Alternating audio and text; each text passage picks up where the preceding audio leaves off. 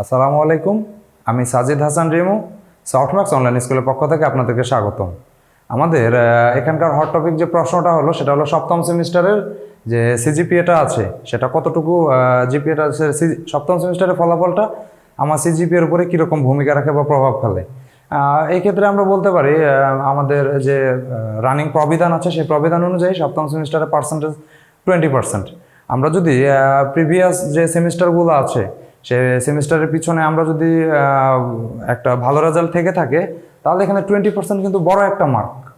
আমাদের টোটাল যে সিজিপিএটা আছে তার জন্য 20% বড় একটা মার্ক। সো আমাদের সপ্তম সেমিস্টারে যারা আছেন তাদের জন্য একটা পরামর্শ হলো যে এই সেমিস্টারে এই বইগুলো খুব ভালোভাবে পড়বেন। কারণ আমরা লক্ষ্য করলে বুঝতে পারি পঞ্চম, ষষ্ঠ, সপ্তম এই যে শেষের দিকের যে সেমিস্টারগুলো আছে এগুলোতে ডিপার্টমেন্টাল বইগুলো বেশি।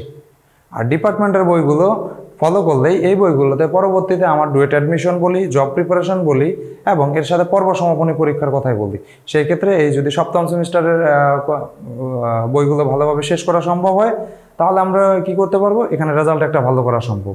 যদি সপ্তম সেমিস্টারের রেজাল্টটা ভালো হয় তাহলে আমার সিজিপিএর ক্ষেত্রে ভালো একটা ফলাফল আসে। যেমন যদি টোটাল সিজিপিএর উপরে ভালো একটা রেজাল্ট আসে, কিছু প্রতিষ্ঠান ছিল যেমন মেট্রো রেল ছিল, যারা 3.5 চায় তাহলে আমার অ্যাপ্লাইয়ের জন্য 3.5 লাগবে সর্বনিম্ন বা তার উপরে। তাহলে সেই ক্ষেত্রে আমার যদি টোটাল সিজিপিএটা ভালো আসে আমি তাহলে এগুলা চাকরিতে অ্যাপ্লাই করতে পারবো।